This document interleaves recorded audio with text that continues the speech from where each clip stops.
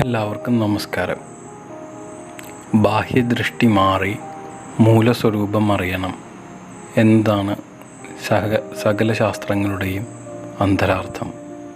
നാം പുതിയതായി ഒന്നും നേടേണ്ടതില്ല. നമ്മുടെ ഉള്ളിലുള്ള വിപരീത ഭ്രമമാണ് ഒഴിഞ്ഞു പോകേണ്ടത്. ശാന്തിയും ആനന്ദവും വേറെ എങ്ങോ ആണെന്ന് കരുതി അലയുന്നത് നിർത്തണം.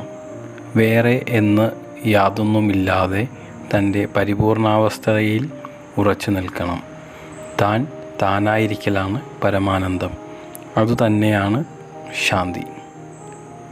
അഖണ്ഡാത്മാവായ ഞാൻ മാത്രമാണ് യഥാർത്ഥത്തിലുള്ളതെന്ന് വരുമ്പോൾ സ്നേഹിക്കാനോ വെറുക്കാനോ തന്നിൽ നിന്ന് അന്യമായി ആരും ഉണ്ടാവില്ല. മനസ്സിനെ നശിപ്പിക്കലാണ് എല്ലാ സാധനങ്ങളുടെയും ലക്ഷ്യം. നേരിട്ട് ആത്മവിചാരത്തിലൂടെ അതിനു കഴിയാത്തവർക്ക് പ്രാണായാമത്തിലൂടെ താൽക്കാലിക മനോനിയന്ത്രണം നേടാം. ശ്വാസത്തെ ബോധപൂർവം നിയന്ത്രിക്കുന്നതും സ്വാഭാവികമായിട്ടുള്ള ശ്വാസോച്ഛ്വാസത്തിൽ ശ്രദ്ധിക്കുന്നതും പ്രാണായാമമാണ്. ബാഹ്യവസ്തുക്കളിൽ നിന്നാണ് ഒരാൾക്ക് സുഖം കിട്ടുന്നതെങ്കിൽ അവ കൂടുന്നതനുസരിച്ച് സുഖം കൂടുകയും കുറയുന്നതനുസരിച്ച് സുഖം കുറയുകയും ചെയ്യണം.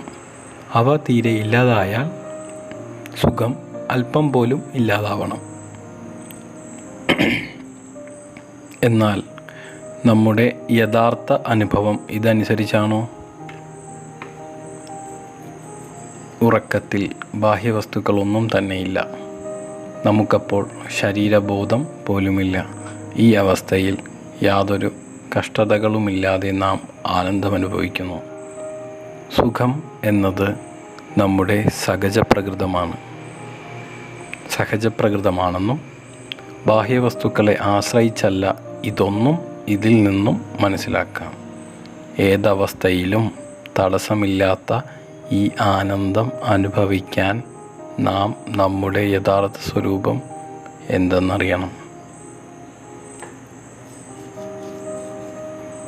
ബന്ധം എന്നൊന്ന് ഉണ്ടെങ്കിലല്ലേ മുക്തിയെക്കുറിച്ച് പറയേണ്ടതുള്ളൂ. യഥാർത്ഥത്തിൽ ബന്ധം എന്നത് ഒരിക്കലും ഉണ്ടായിരുന്നില്ല. അതിനാൽ മുക്തിയും ഇല്ല തന്നെ. ചിത്തത്തിൻ്റെ ഏകാഗ്രത ഒരർത്ഥത്തിൽ ജ്ഞാനത്തിനും യോഗത്തിനും പൊതുവായതാണ്.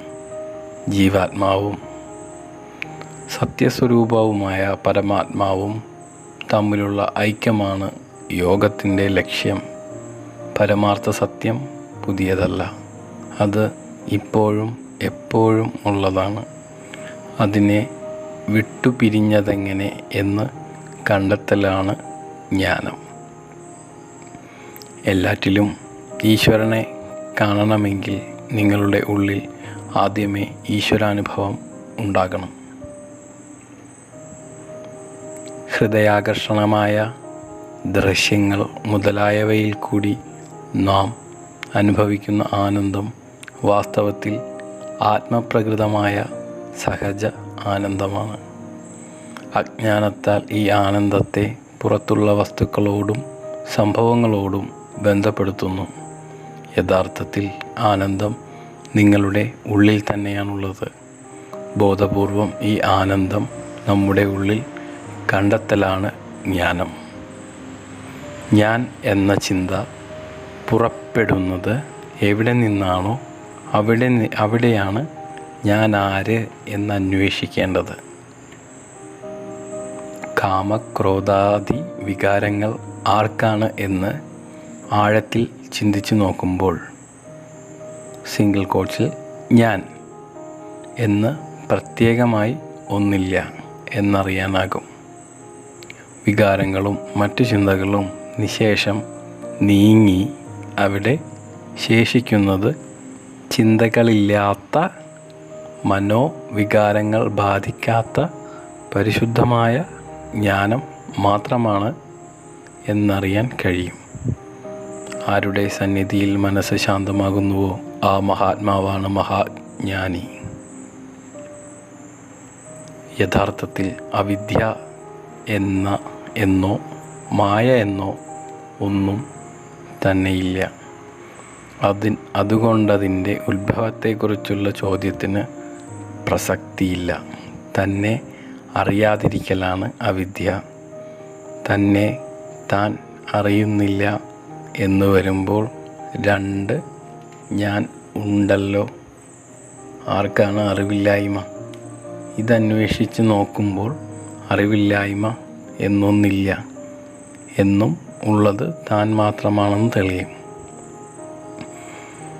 യഥാർത്ഥത്തിൽ അവിദ്യ എന്നോ മായ എന്നോ ഒന്നും തന്നെയില്ല. അതുകൊണ്ടതിൻ്റെ ഉത്ഭവത്തെക്കുറിച്ചുള്ള ചോദ്യത്തിന് പ്രസക്തിയില്ല. തന്നെ അറിയാതിരിക്കലാണ് അവിദ്യ. തന്നെ താൻ അറിയുന്നില്ല എന്ന് വരുമ്പോൾ രണ്ട് ഞാൻ ഉണ്ടല്ലോ.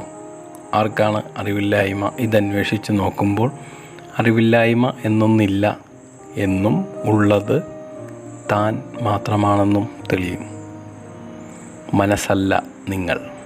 മനസ്സെന്ത് സൂക്ഷ്മമായി ശ്രദ്ധിക്കുമ്പോൾ അതൊരു വസ്തുവേ അല്ലെന്നറിയാം. ആത്മവിചാരത്തിലൂടെ നിങ്ങൾ നിങ്ങളുടെ നിജാവസ്ഥ അറിയുന്നു. നിജാവസ്ഥയെക്കുറിച്ചുള്ള ബോധം തെളിയുന്നു. അതായി തന്നെ വർത്തിക്കുന്നു. ഈശ്വരനിൽ തന്നെ മനസ്സേകാഗ്രമാക്കൂ. ഫലേച്ഛ കൂടാതെ കർമ്മം ചെയ്യൂ. അതുമതി.